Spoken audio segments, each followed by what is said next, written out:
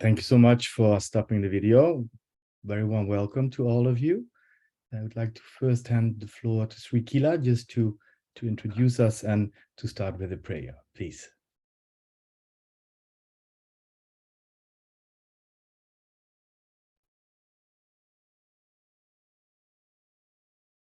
Om Amriteshwari Namaha. A warm welcome to all the participants and thank you very much for joining us today. I want to start by expressing our gratitude to our C20 Chair Amma, Her Holiness Mata Amritanandamayi Devi, for making this event possible. I would like to extend my warm greetings and welcome to all our distinguished speakers and guests to the webinar on digital transformation. We'll begin with a prayer to create an auspicious start to this event.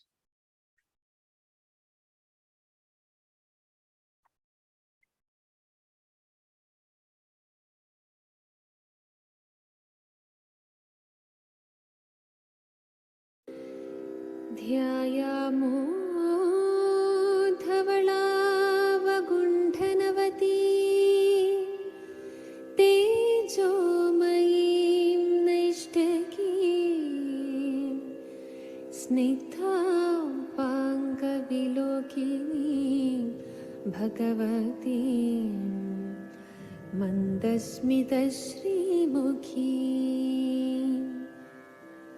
वात्सल्यामृतवर्षिणी सुमधुरं सङ्कीर्तनालापिनी श्यामाङ्गी मधुसिक्तसूक्तिम्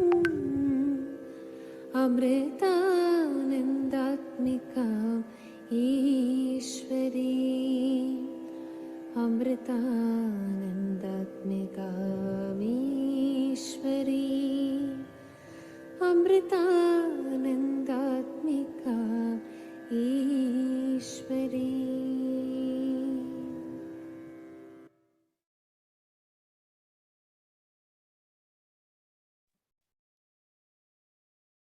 Now we have Dr. Joost Monks as the ASUR International Coordinator, and he'll be moderating this session.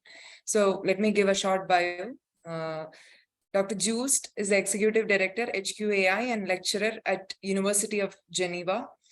He is a long-time advisor and friend to Amrita Vishwavidyapeetham. He serves as the Executive Director of Humanitarian Quality Assurance Initiative, a leading humanitarian and development sector quality assurance and certification agency. Previously, he was the Executive Director of an international education policy think tank based at the Graduate Institute, Geneva. He is a scientific board member at ICRC's training division and at the European Association for the Development Studies. Let me welcome you, sir. Thank you so much for these kind words. It's a great pleasure and honor to be here today with you. Good morning, good afternoon, good evening, depending on what part of the world you are. Very pleased to welcome you again, and thank you for taking the time to be with us today in our second, actually, workshop as part of our work on the education and digital transformation. I would like to introduce briefly, and please could you pull up the slides at this point, just a little bit of backdrop on what we're trying to achieve and what our inspiration is and where do we stand today in terms of defining, defining relevant, innovative policy recommendations for the G20. Can I have the next slide, please? Just how will we work today?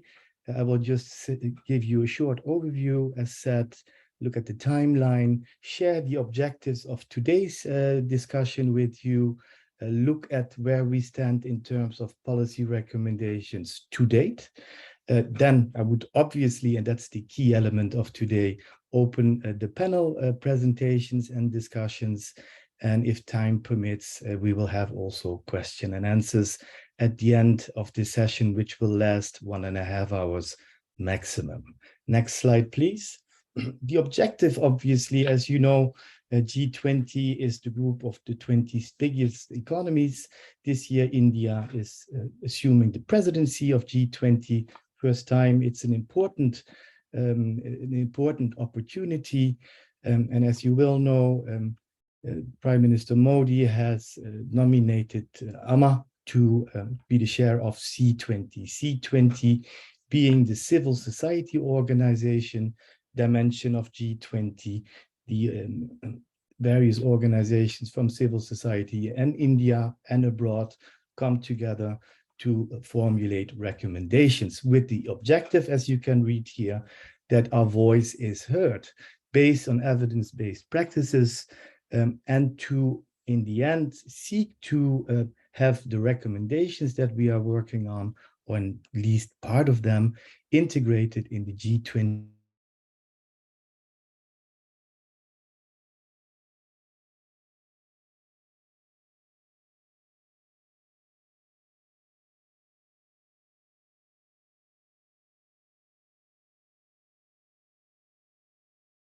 Can we have the next slide? Is it coming?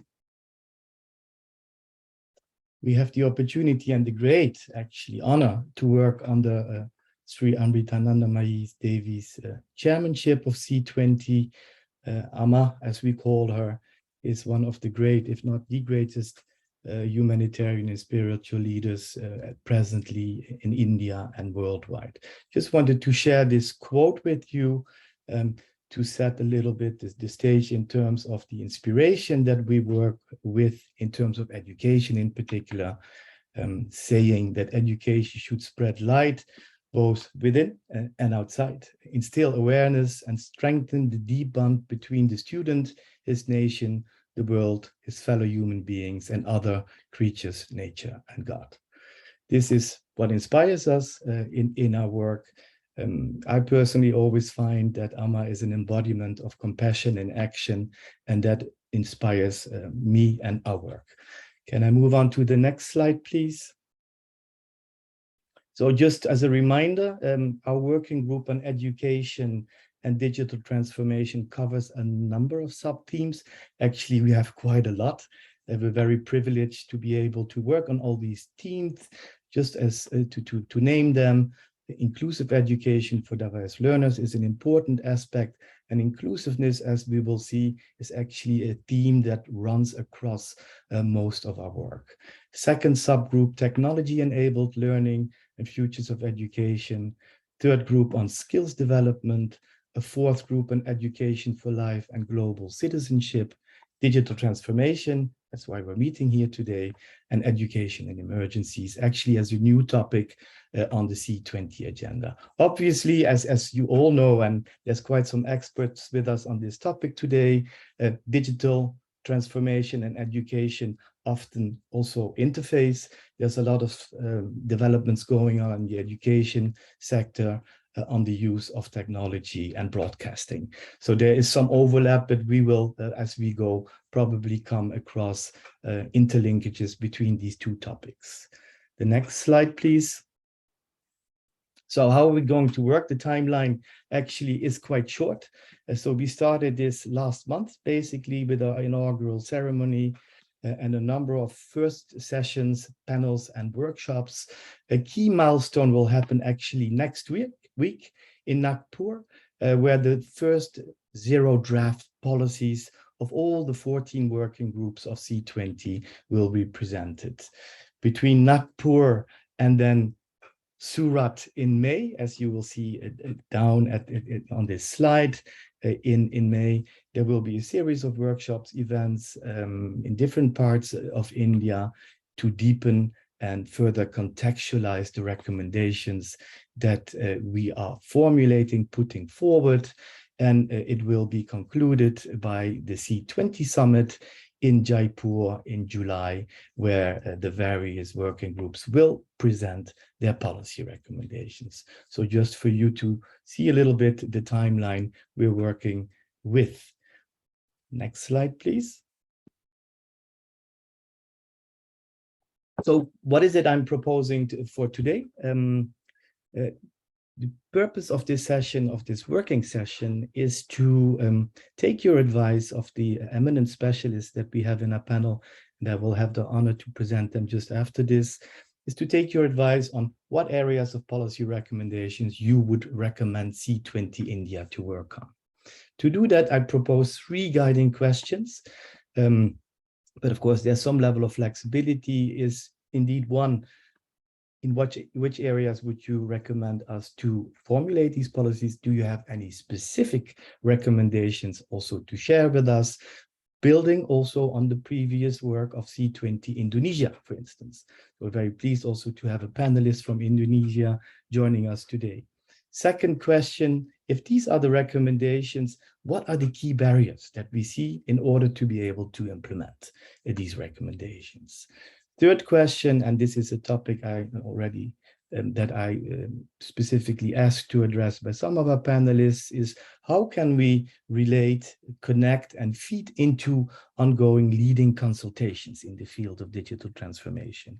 And we have in particular identified the UN Global Digital Compact as a very important development going on right now, in which we want to participate and feed our results into. So we will hopefully finish today by a number of key takeaways, which will inform us in our work as we draft our policy recommendations. So how are we going to do this? Just a few elements of modality so that we have a smooth discussion. As I would kindly request all the panelists to be short, 5 to 10 minutes maximum, so that we have sufficient time for each of us. My role will be to be a bit strict on time. So if I intervene, don't take it personally. It's just for the purpose of the smooth flow of the event today. Participants that are online, which I recommend and which I welcome here also, are most welcome to post their questions or comments in the chat as we go. Next slide, please. That being said, I am very pleased. Oh, sorry. Before we go to the introduction, let me just very briefly share what draft recommendations we have to date.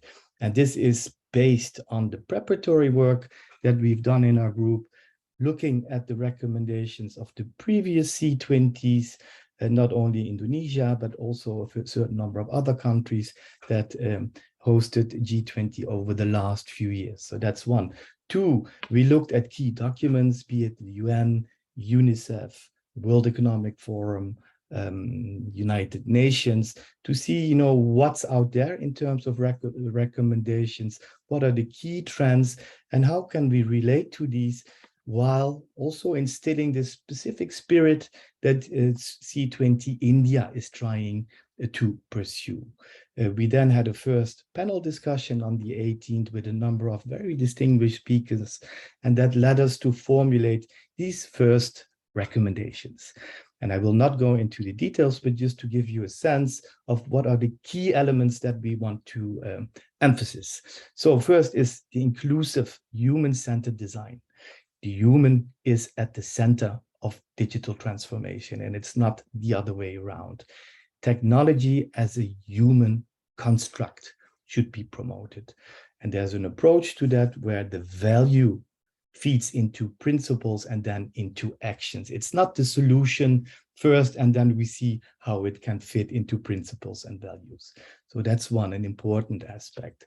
Two, promote digital public goods for the attainment of the Sustainable Development Goals, the SDGs, and make them accessible through open source platforms. An example that we discussed is the Diksha education platform in India, which is really an example, we think, in terms of providing open digital goods. Third element, promote value and compassion-based multi-stakeholder perspectives in the public policy space and the ethical regulation and governance around digital technology. It's quite a long sentence, but what we're trying to say here is that it is very important that human values, compassion-based values, through multi-stakeholder engagement, feed into the debate, and that the debate around the governance and the ethical regulation of digital transformation and digital technology is not a technology-driven exercise, but a societal-driven exercise. That resonates with the fourth recommendation, and this is what we're precisely doing. We try to raise the voice of civil society organizations, as well as faith-based voices in this space to inform global consultation processes, as I said, the Global Digital Compact, for instance, but also the work that is ongoing in G20 and C20 right now. As you may be aware, for the G20 under India's presidency, digital economy is a key theme where there's a lot of ambition. 3 more, and then I'll stop speaking. I think I'm speaking a little bit too much. What are quality assurance mechanisms and interoperational standards for digital transformation across the globe? And how can we enhance access for the most vulnerable and promote digital literacy and hygiene? It's not just for a few, but digital technology should be accessible across all strata of society, and in particular for those that are the most vulnerable populations. So on this final recommendation, which runs across our work in relation to disability, see how we can use technology not only to provide access, but also to make life easier, so to speak, for people with disability. So these are sort of the directions that we are taking, and I'm very much looking forward as we move to the next slide to hear from 4 distinguished speakers that were willing to participate today. I'm very honored and pleased to welcome you here. Let me very briefly introduce each of you in the order of appearance on this slide before opening the floor for discussion. So first of all, I would very much like to welcome Mr. Bazlur Rahman. Bazlur has served as the CEO of Bangladesh NGO Network for Radio and Communication since 2020.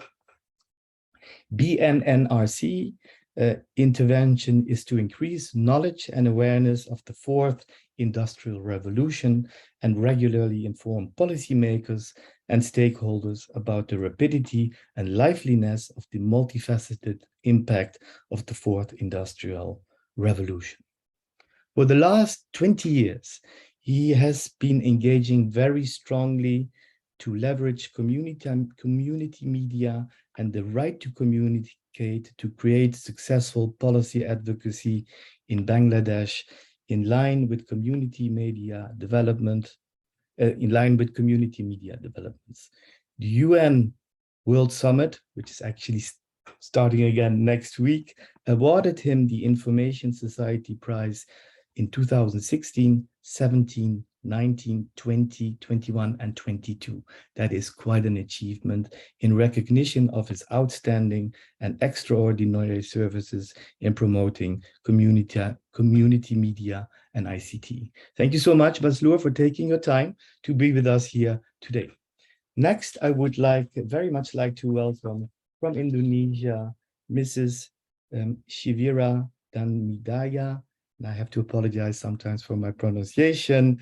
Shivira is a researcher at the Indonesian Institute for Independent Judiciary, an organization for legal and judicial reform in Indonesia.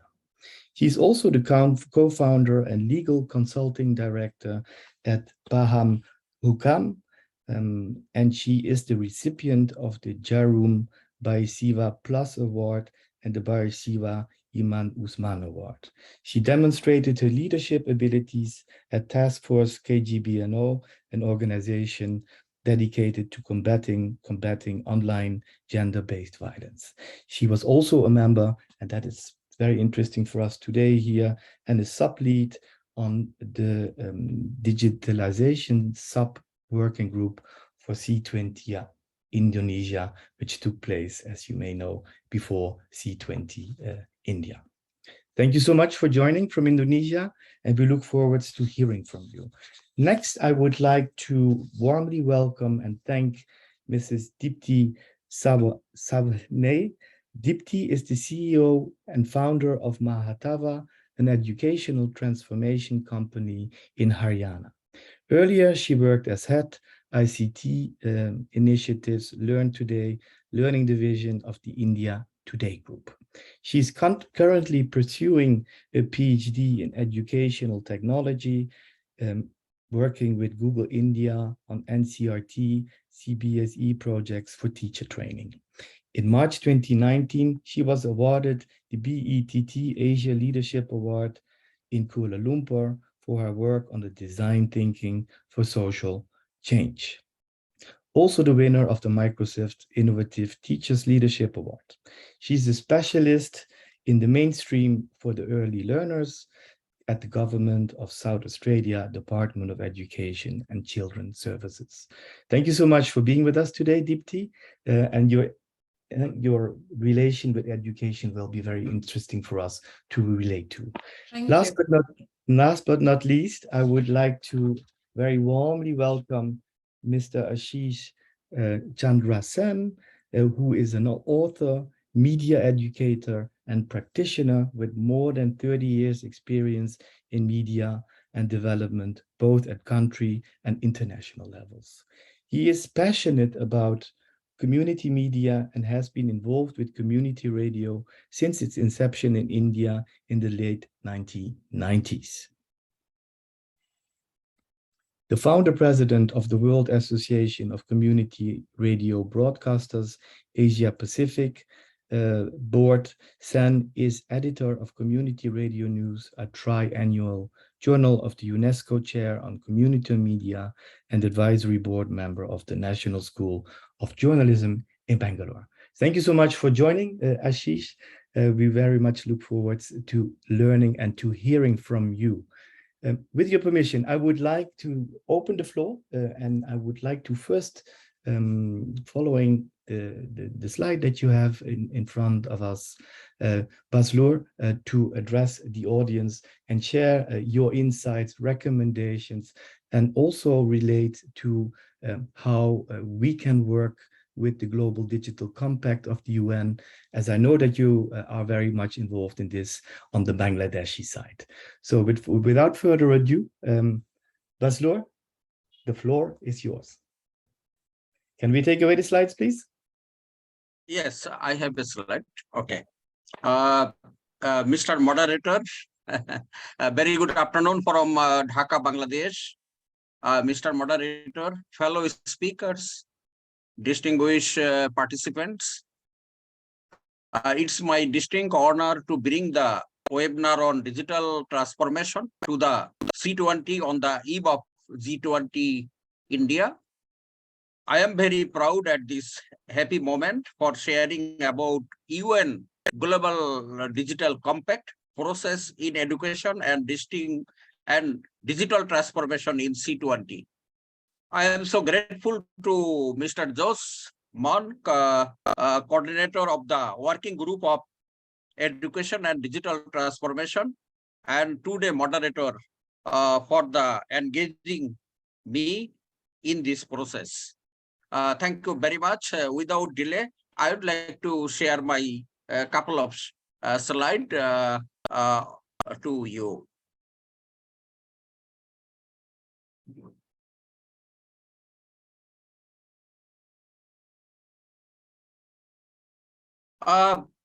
My sharing today's sharing area is UN Digital Compact, Education and Digital Transformation in C20. Already Mr. Joe shared the objective to ensure that civil society voice and evidence-based practice related to both education and digital transformation are considered in G20 discussion and translated into the G20 leaders' declaration as policies. And today's discussion also contribute to connecting, empowering, and amplifying unified voice on Global Digital Compact and UN Summit for the future 2024. In this opportunity, I would like to share you regarding the ongoing technology-related UN process, initiative, and event for your kind information. One, the first one is open-ended working group on the security of and in the use of information and communication technologies. This process basically started from 1998 with the leadership of UN Office of the Disarmament. Then I am coming to the UN World Summit on the Information Society That summit was held in 2003 in Geneva and 2005 in Tunis. After the summit, now we have been implementing the summit action line. Summit action line are C1 to C11. There are 11 summit action line now implementing around the globe. And then UN Internet Governance Forum coming from the output of the World Summit on the Information Society. And very recent, the office called UN Office of the Envoy on Technology, and he declared the open up the one report called Our Common Agenda on the eve of 75th anniversary of the United Nations 2020. Basically, he committed 3 global conference will be held under the Our Common Agenda. One already done called UN Transforming Education Summit 2022. That summit was held in United Nations New York headquarters 16, 17, and 19 September 2022. And 2 summit is upcoming. 2 summit are upcoming. One is UN Summit for the Future 2024, and we are very much aligned with this summit. And another summit is coming called UN World Social Summit 2025. So this is the one kind of summary of the UN technology related process, initiative, and events basically. Under the Our Common Agenda report, Secretary General committed there are report called Our Common Agenda. So there are 12 agenda in this area, and 7 agenda is 7 number agenda is our related. That is called improve digital cooperation. And he committed he will develop a UN will develop a global digital compact. So that's our discussion areas for today. And I am pleased to inform you that basically a global digital compact is an opportunity for C20 to contribute to establishing a agreed principle for digital governance that support human rights, social justice, and sustainable development. And already Jules covered this 3 area, and that can form the basis of a longer-term framework for accountable and inclusive internet governance and broader digital governance. So this is a agenda very much harmonized with basically our today's discussion and as well as C20. Sorry, I jump.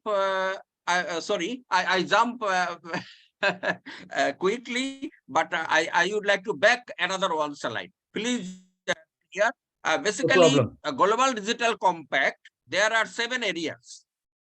One area is connect all people to the internet, including all schools. So our today's discussion basically very much harmonized with this. Avoid internet fragmentation, protect data, apply human rights online, accountability for discrimination and misleading content. Last one is regulation of the artificial intelligence, and last one is digital commons as a global public good. And as well as other agenda, we can incorporate with this digital compact process. So now process is going on already. Josh inform us, process is going on. We can easily interact with this. We can easily engage with this global digital compact process. Okay. What can we do basically? Today's discussion area. So today's discussion area is C20 in the global digital compact process. So how? There are a couple of recommendations I would like to raise this table. One is the why we basically engage with global digital compact. Why need to C20 engage with the digital compact process? One is the digital compact. The global digital compact process is an opportunity for us to contribute to establishing agreed principle for digital governance that support. There are 3 areas basically: human rights, social justice, and also sustainable development. And that can form the basis of a longer-term framework for accountable and inclusive internet governance and broader digital governance. So this is basically why we engage in this process. Then next one is engage with the global digital compact process in line with connect all people to the internet, including all schools. So basically, this is the #1 agenda of the digital global digital compact discussion. And second one is creating C20 digital commons as a C20 public goods. Because we are discussing about the C20, so that we can easily create a C20 digital commons for the C20 public goods. And last one is engage with the preparatory process of the UN Summit for the Future 2024 from the C20 side, in line with advocating access to and the use of technology, enhance security, and improve transparency for advancing societal well-being. So this is the basically my recommendation. How we engage, why C20 engage with the global digital compact process. So with this, I would like to end here. Thank you, Mr. Jose. Thank you so much, Baslu. This was very much to the point. And this was exactly, I think, that I was hoping that we would hear from you, is to see, because of course, C20 as such is an important forum, but if we can amplify our message by connecting to the Global Digital Compact, I think our impact can be much stronger. But my understanding is correct, Baslu, that you think that the recommendations that are emerging in our C20 work are aligned with many of the Global Digital Compact elements. Is that correct? Yeah. Okay, and then I will come back maybe to a question later on in terms of C20 digital comments. But before starting the discussion, let me now hand the floor to our dear colleague from Indonesia. Selamat pagi. With your permission, let me just say a word in Indonesian. Shivira, thank you so much again for joining.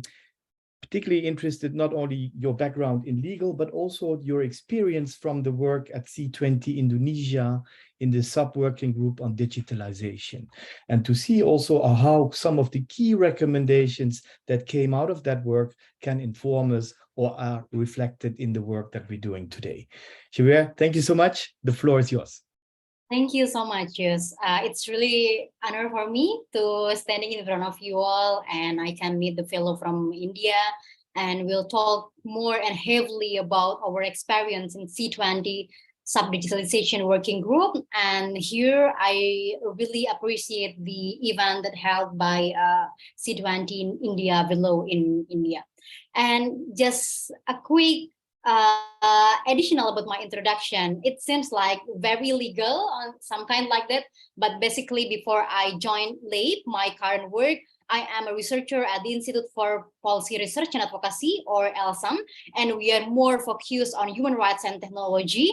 And start from that, I'm become the member of the C20 Digitalization Working Group and Indonesia. And I think I will share about our experience basically in C20, and this is actually our slide back then. And we just want to remind us or recall the memory about C20 in Indonesia, because basically in Indonesia, this digitalization is basically the part of education, digitalization, and civic space working group. It is a little bit different in India because the working group is education and digital transformation, but we are back then is education, digitalization, and civic space working group. But I believe that the issue of civic space is actually also embedded in the issue of digital transformation, because we already knew that the pressure, that the repressive action from the government, for the example, or the big tech company will also come to the activists, to the technology, and also we are surveilled, etc. And also this is just a little bit to share that we also have several activities that we do. There are policy brief consultation, media briefing, lobby and meeting with DE, with G20, also webinar and lobby and meeting, because we do believe that we cannot do this like standalone in this working group, but also we should engage with other engagements such as business 20, because we know that the emerging technology also rapidly grow in the business sector. We know that there's Facebook, there is like Google, etc. And they collect our data, they functioning our data, so we should engage with them. Also, we believe that we should also engage with the women and also youth, because we know that women and also youth as the group of the vulnerable group should also have a voice in this civil society, civil 20 India into 2023. And I already also knew that we in the civil 20 have also the sub-working group that really focus on health, really focus on the example like sustainable development goals, etc. And that working group actually can be our partner in developing our policy recommendation, because this is not just the recommendation from the this working group, but also want to represent the issue, all the issue throughout the India and global. And here, back then in Indonesia, we are focused in the two priority issues, which are global health architecture and digital transformation. This is specifically in our sub-working group digitalization. So here I will specifically talking about digital transformation, digitalization, and not talking heavily about education, because our colleague Rachel in the 16th of March will talking about that. So from these two priority issue, we divide that into three things, our issue inside our digitalization sub-working group. The first one is we address about inclusive digital ID and health data system. We believe that this is very intersect with the health working group. But I don't know, in India, is there any health working group?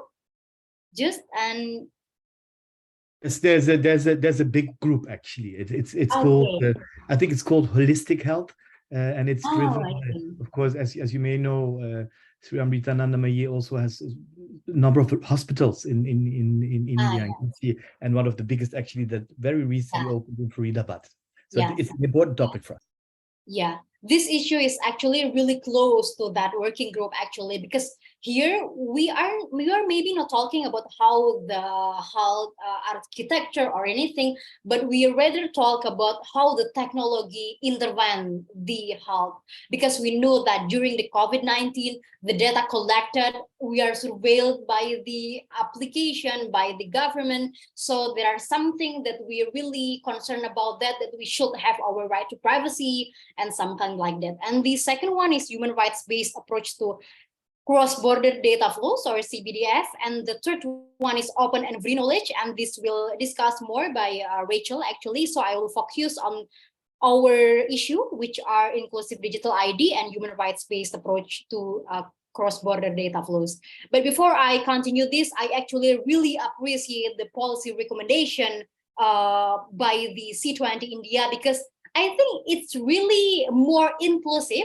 You guys are really minding about the inclusivity, about the diversity, about people with disability, which are maybe we lack on that back then in our sub-working group. So it's really a good idea to put that inside our issue and also recommendation.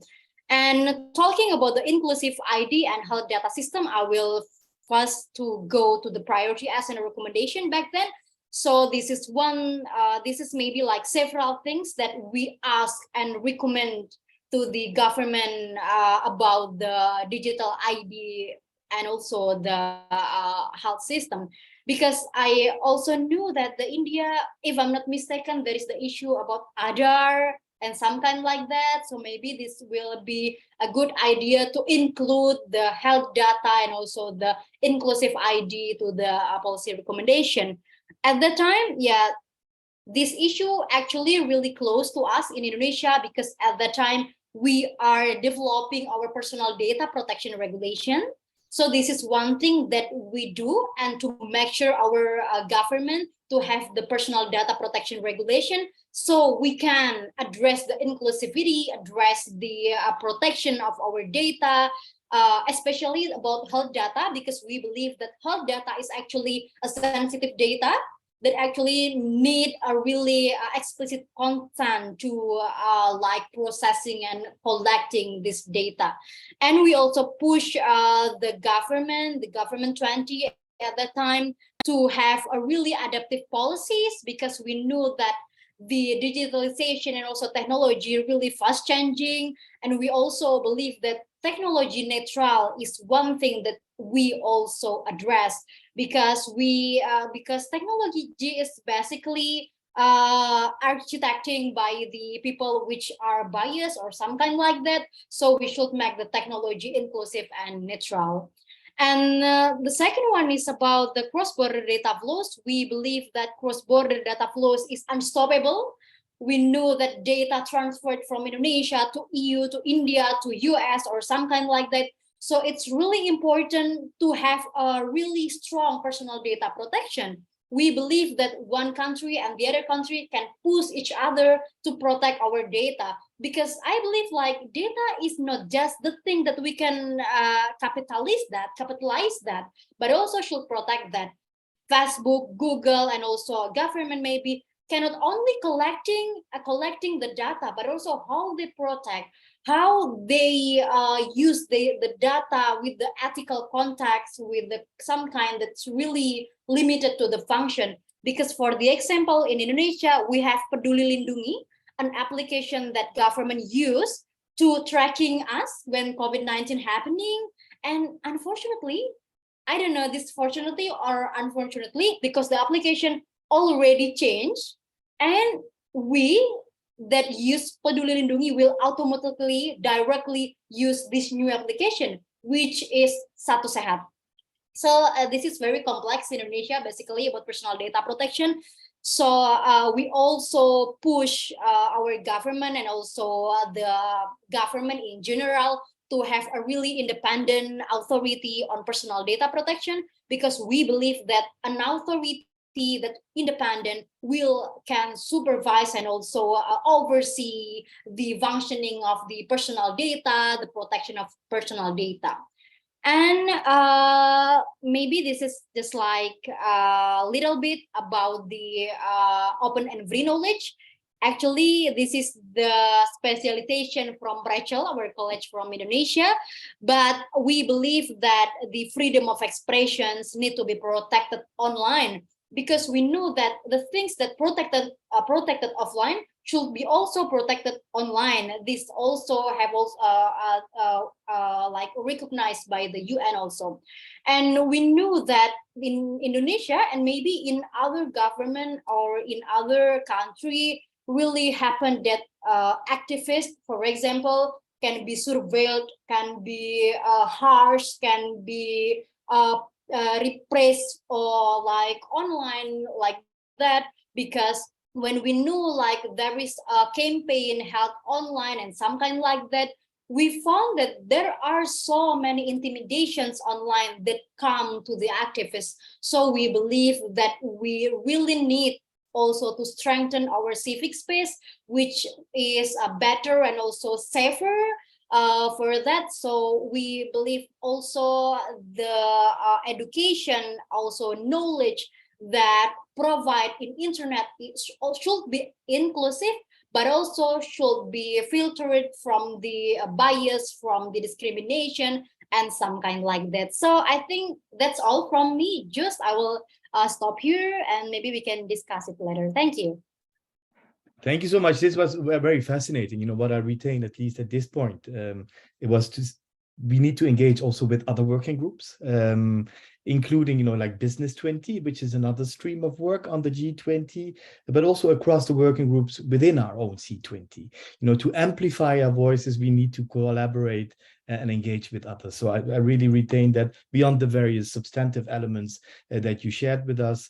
Very pleased, obviously, also to hear that this dimension of inclusiveness is key and that this is a topic that is worth to be stressed more. So very pleased to hear that.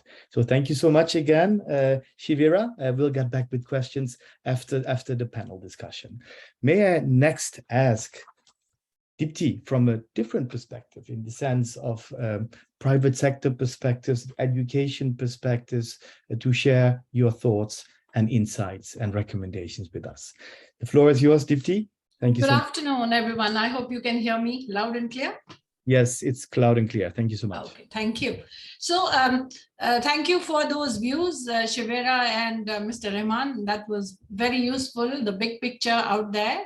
But my thoughts that I have been able to collate are basically, 20 years of my experience of technology integration in the K-12 space. Initially, when we looked at technology, it was an enabler, and everybody looked at it as a tool. But now you see technology can be used for analysis. It can be used for sustainable mechanisms for measuring impact. And I think also for quite some time, you couldn't say that it increases learning outcomes as well. That also has been researched and proved to be true. So what it means to have digitization, I think that is something from an India perspective we need to understand. Having whiteboards in the classrooms and having laptops for every child is not digitization. You need to know how to use it. So how do you understand the nuanced use of technology in the classroom, having real-time learning, developing higher order thinking skills, opportunities for the children sitting in your classroom. And for me, the student agency, the student choice and the student voice is very important. And I think we also need to generate self-directed learners in our classrooms. So apart from all these things, we also need to be mindful, and this is the big one. We need to look at scalability, access, speed, affordability. That is something, because of our huge population, we find it very difficult. Every time we think big, it's like, oh my God, how are we going to scale it? And how are we going to take it to the remotest, the last man in the remotest village of India? So we have seen over the few years that online applications have become, something that you can rely on. You can look at diverse learners. You can look at expanding the access of education, not only good teachers, but looking at peers also learning from each other. So I think the few recommendations, I looked at the draft recommendations that were put in there, and I think one of the few things that should be added is digital accessibility. I mean, when we make products or software for our schools, are we looking at the universal design for learning? No. Most of us don't do that. So is every learner, the children who are learning in the mainstream, or if they are differently abled, are they being touched? And when you have 40 to 50 children in the classroom, in an Indian classroom, it's very difficult to do differentiated learning, but with technology you can. So we should look at accessibility in that perspective. We also do not, because our policy makers have never been in a classroom, so we never think of empowering the teacher in the classroom. I think we should have a policy statement for empowering the teachers in the classroom, for not only about pedagogy, but how do you integrate technology, looking at science, looking at maths, and not looking at what Microsoft or Google is going to do in my classroom. So we need to empower them. And I think finally, we need to look at the infrastructure. Now, the infrastructure, we don't want white elephants sitting in the classroom. One big massive company coming in and saying, all your chain of schools, I'm going to get laptops and stuff inside in the classroom. We need a consortium of edtech companies who can say, this is the way it should do it. And I know scale. I can do it. The 30 of us can be together and we can scale it up for your government schools. Maybe they take only 5 governments, and the next 30 edtech companies take the next 4 or 5 states. So those are the things I think are priority for me. And what issues I think can come up, the first one I thought was, technology integration is not a priority on our list. For us, I think when I talk to the teachers, I'm a grassroots person. I work in governments and I work with the children sitting on a mat and studying. And I think what we need to understand is priority for that teacher is, do I have the midday meal for my child? Do I have a window which will close during the winter months? So I think EdTech, the reach, the expanse of technology in the school, that is not understood. That if you have technology, you can worry about the midday meal, but think about technology and what it will do for this person who will most probably not work in this village, will go out for a livelihood, and technology will help this child. So it is required. You're already late for it. So I think priority is something that is a deal breaker here. Also, we need to understand and ensure that we have the support systems in place. Whether it is the hardware, software, whether it is the teacher training or whatever that we talk about, we need to know that there is a system and there is a process.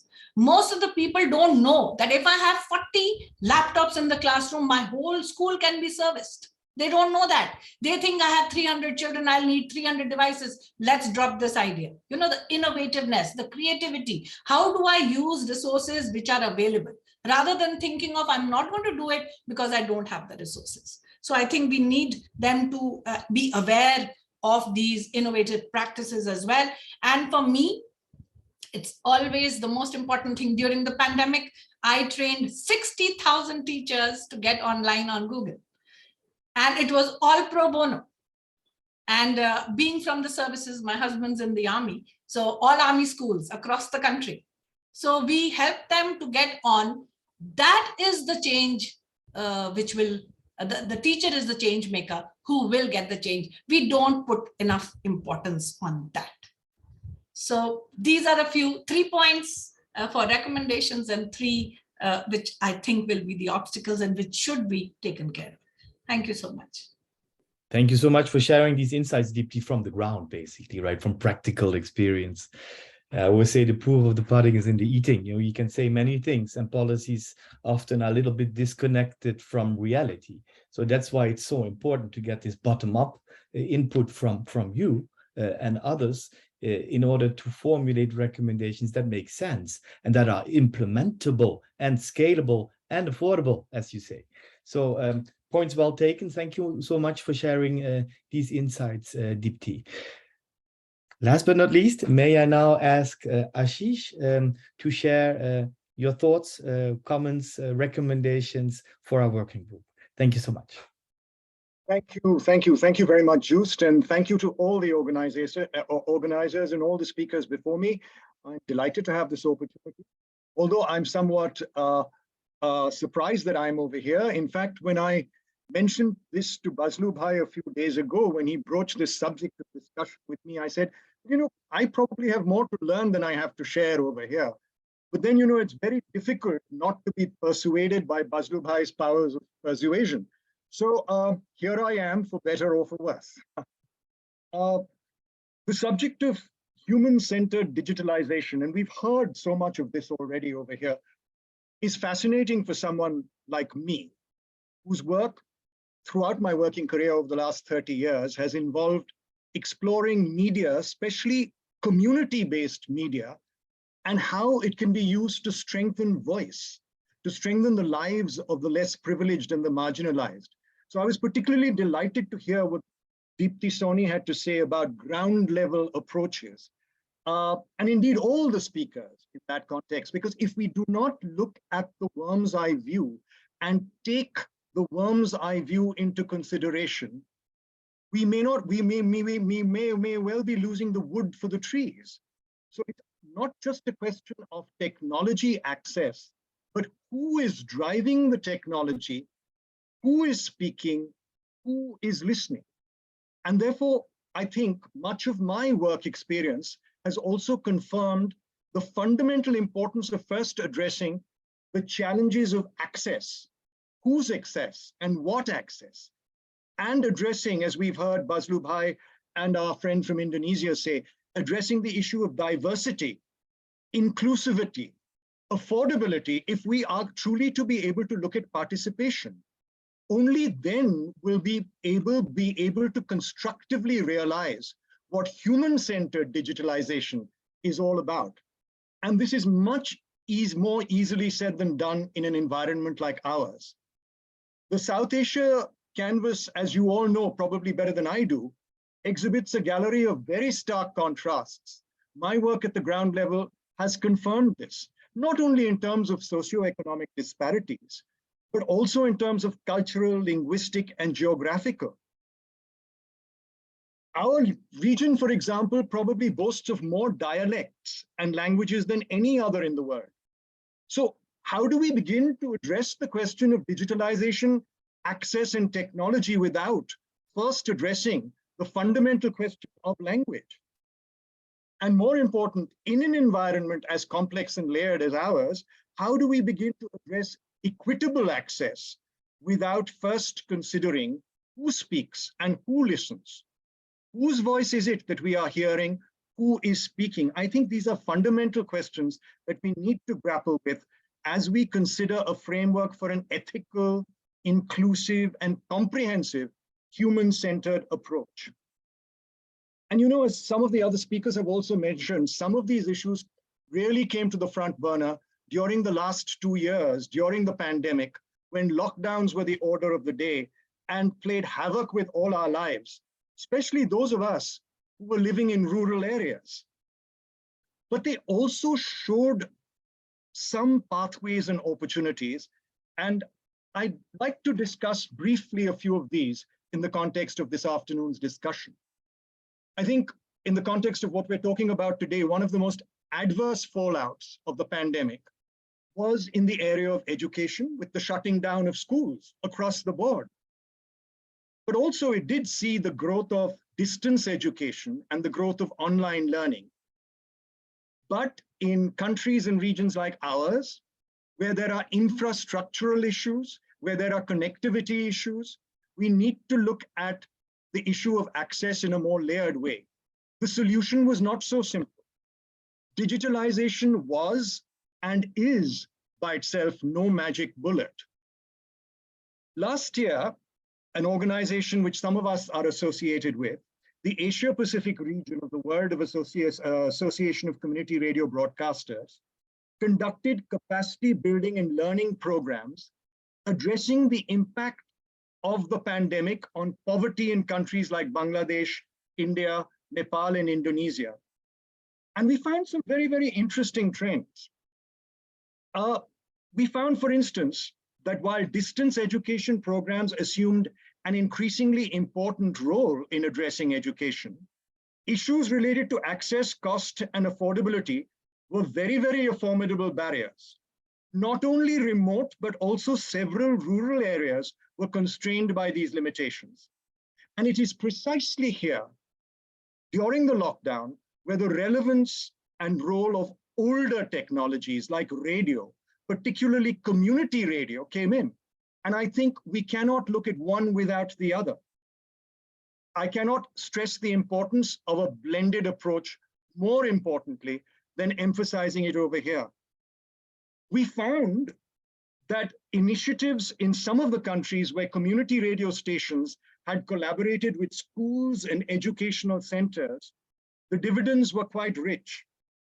They collectively designed and broadcast relevant programs reaching target communities in these rural and remote areas where internet access was and continues to remain problematic even today. And this blended approach did work. Because one significant factor about community-based media is that it is inherently participative. What we were seeing was not just the participation of teachers and students, but also parents. We were getting better and more active engagement from grassroots level communities. And this is the larger point that needs underscoring. Because community radio is essentially of, for, and by the community, it lends itself to active participation and engagement. And there are some other important lessons that I'd also like to address. I think for want of time, I'm going to paraphrase them into submitting them as considerations for us to take forward, either in the form of recommendations or questions. I think in going forward, learning from this experience, what we need to firstly do is to develop an enabling eco-space for inclusive education, which will be based on a blended multimedia model, which will in turn combine digital and analog, internet with radio, TV, and face-to-face. Only then will we truly be able to address the last mile, last post, and address truly issues like cost, access, and participation, which continue to remain and which will continue to remain formidable barriers otherwise. The second point I'd like to flag off is that we need to ensure that the model is inherently participative by putting the community at the center of the project, of these initiatives. The community cannot just be receivers, but we must ensure a reception-friendly model. We must actually see the community as active participants in this process.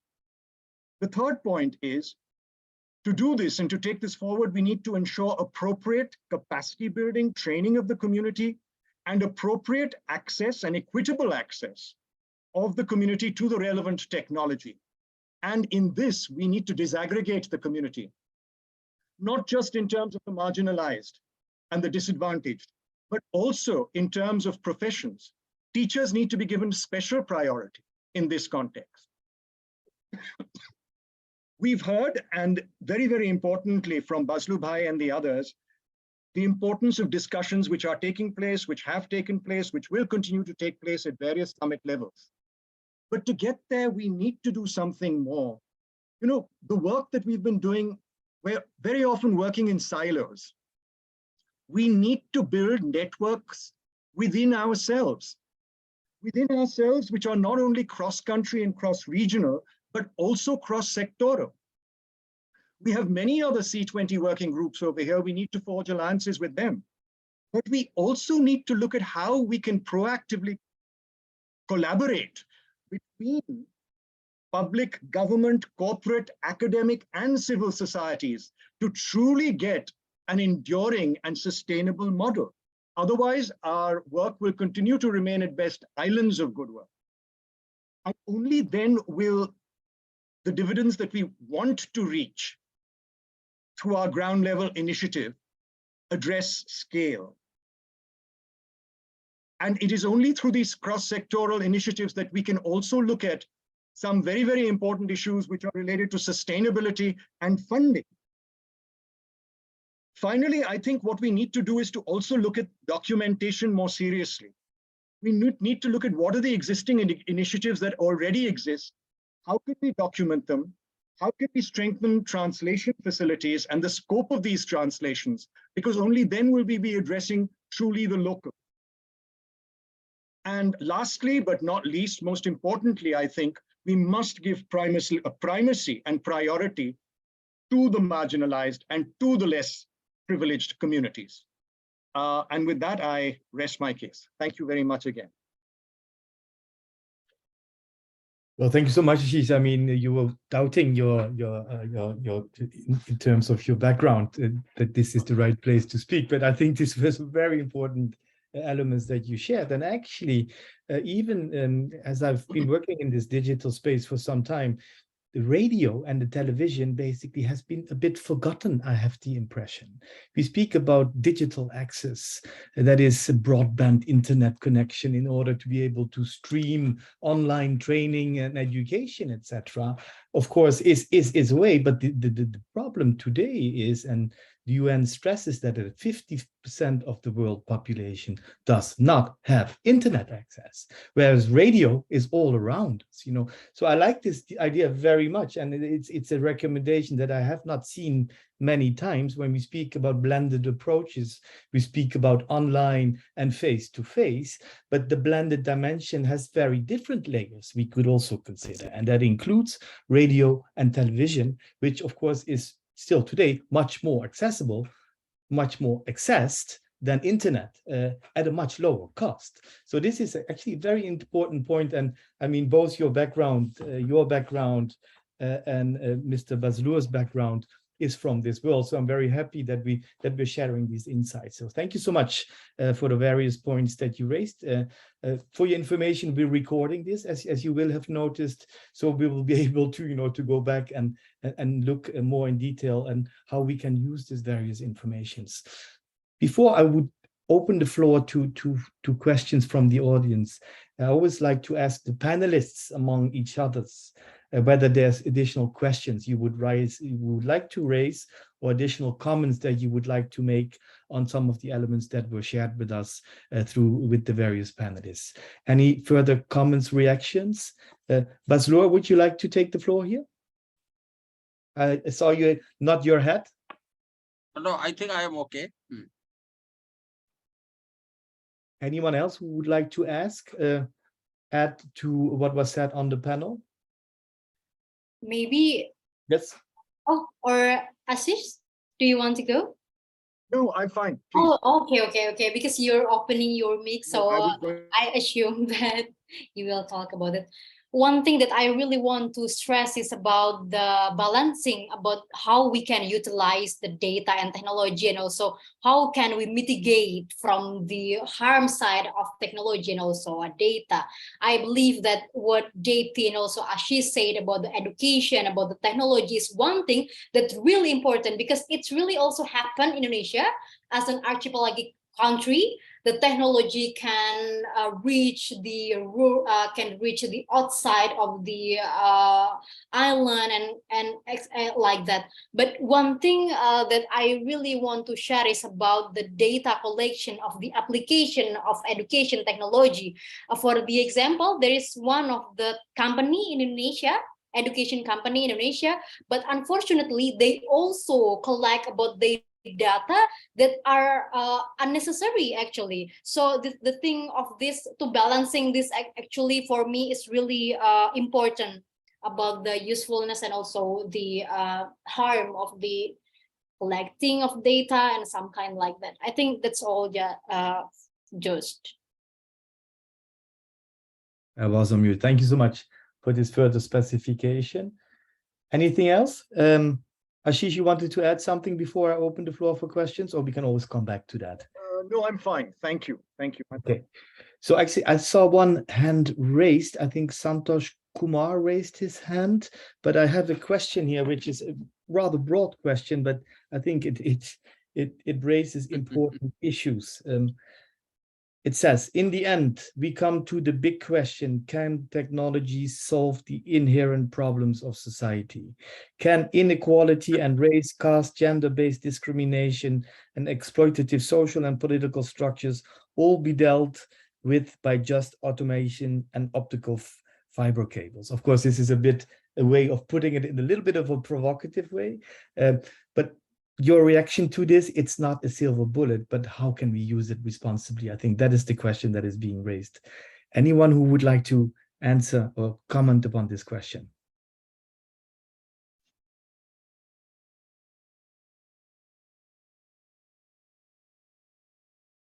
Could you just paraphrase the question again, Joost? Sorry. Let me read it again, because there was a lot of stuff here. In the end, we come to the big question: can technology solve the inherent problems of society?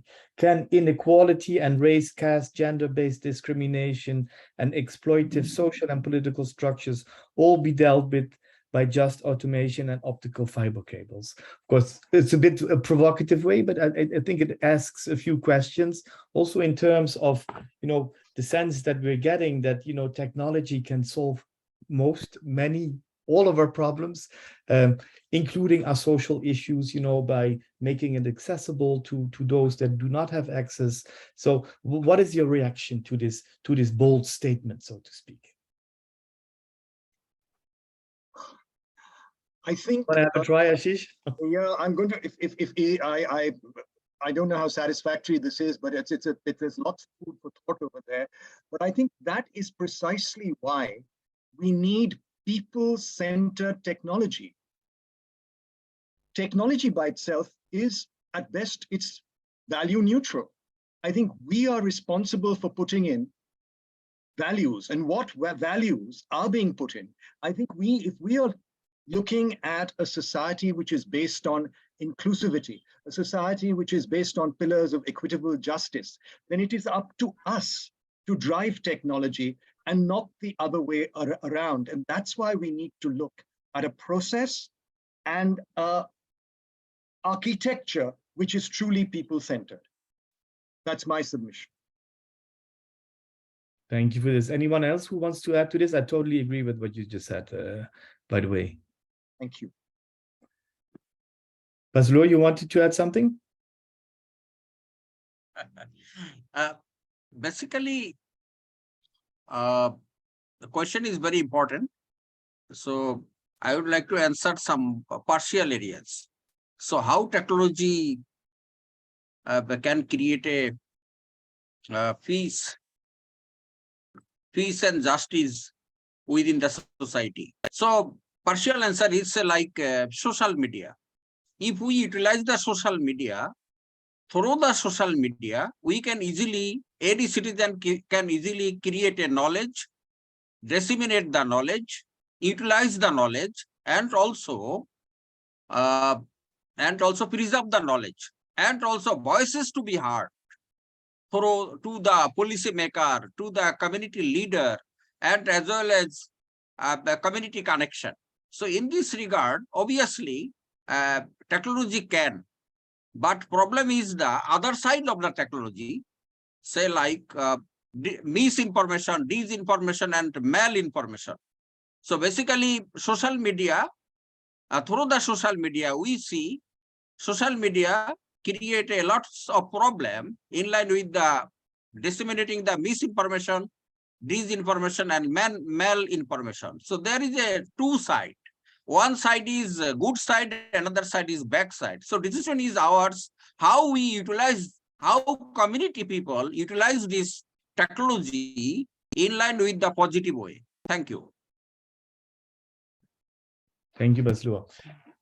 Let me come back to a statement that was made by the panelists about what C20 can mean in this space. And I mean C20, and the interesting thing actually is that C20 last year was Indonesia. This year it's India. Next year it will be Brazil.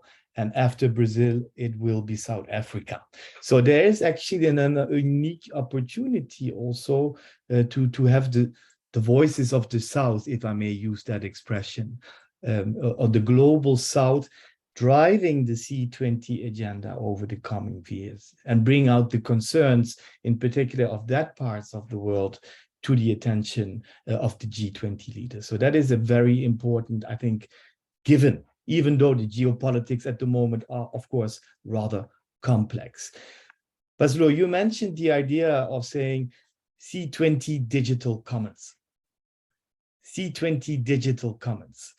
Digital commons is an important topic within the whole global debate, the whole UN discussion around the Global Digital Compact, precisely.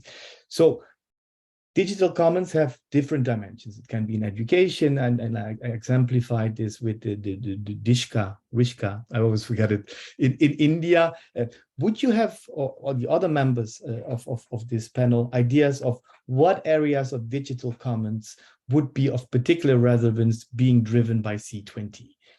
So what specific areas? Is it health, data protection? What are areas where C20, with these 4 countries driving the agenda at C20, where can we try to make a difference? Any ideas here?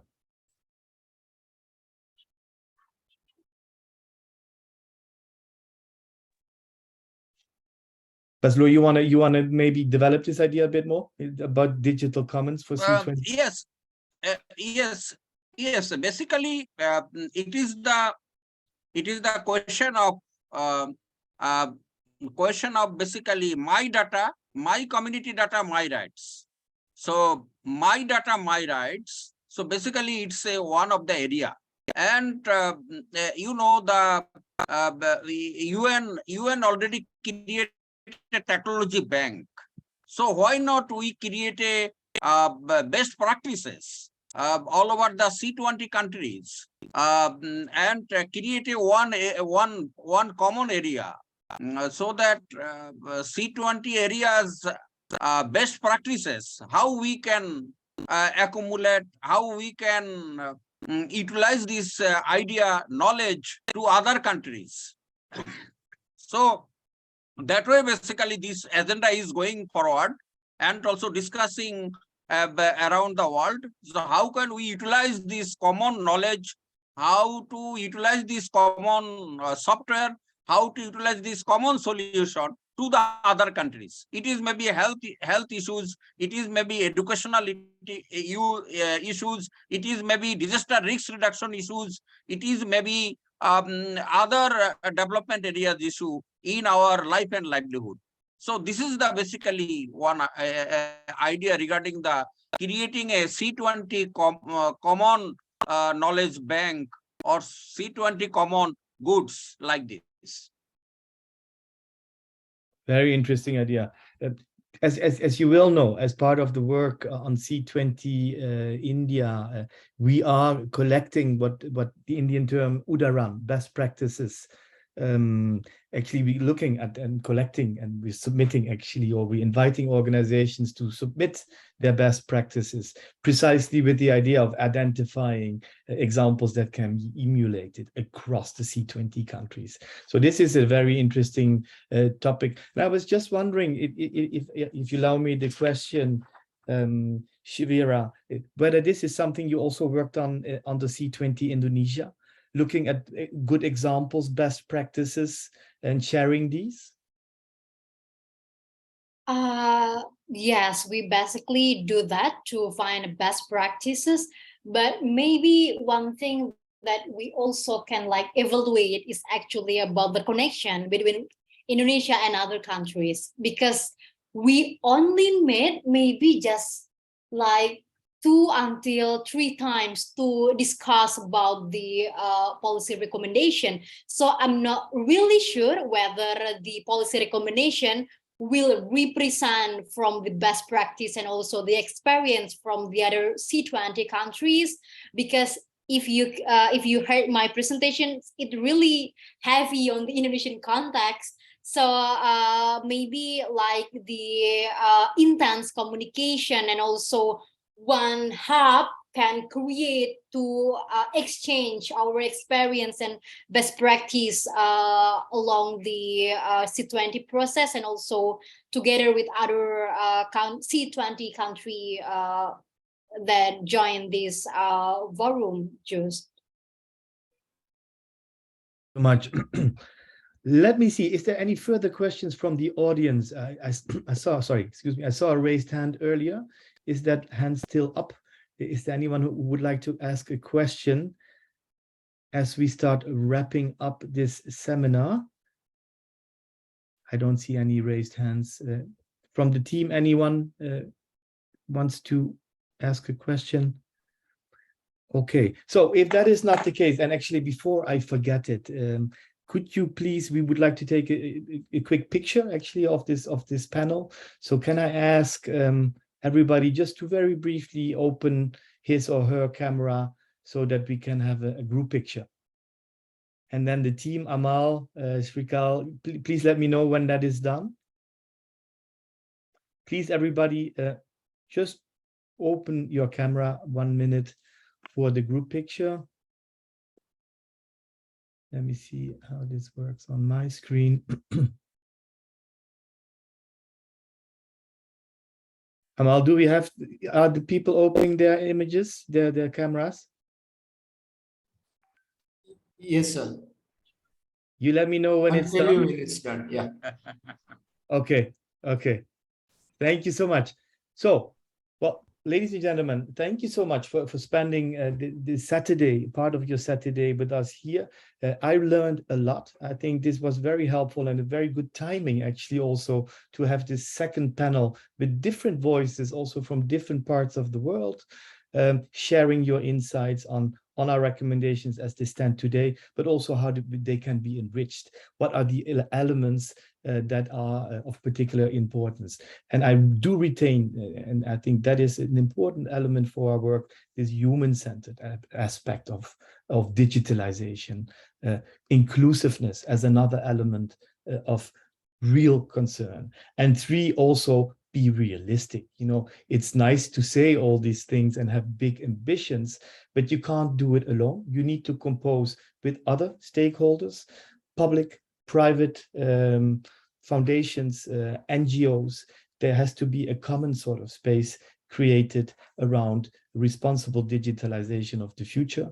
And another element which actually I like a lot, because this is something that did come across my work, is when we speak about technology, it's not only digital technology. We still also have analog technology that is worthwhile, and that includes the radio, and it includes the television.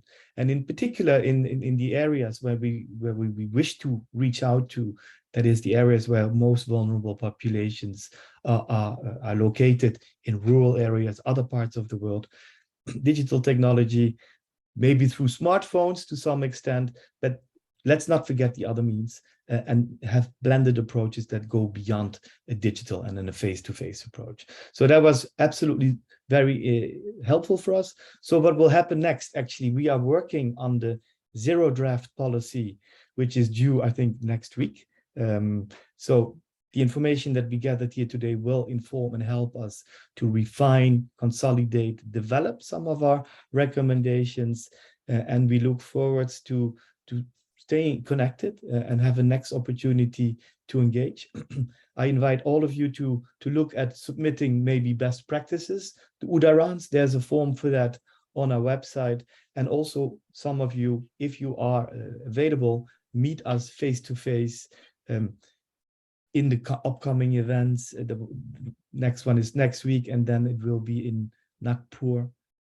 Surat, sorry, Nagpur is next week. Surat is end of May. Please consider also joining us in these face-to-face events. So that being said, and then I'm just checking with my team, is there anything else that I need to say or do? Amal, or are we fine? I hear nothing. I think yes, sir. Yeah. Okay, Yeah, if there's nothing else, then I would like to thank you all again and wish you a very nice Saturday and a good Sunday tomorrow. Thank you so much. Om Namah Shivaya, and thank you so much for your time and commitment. Thank you. Goodbye.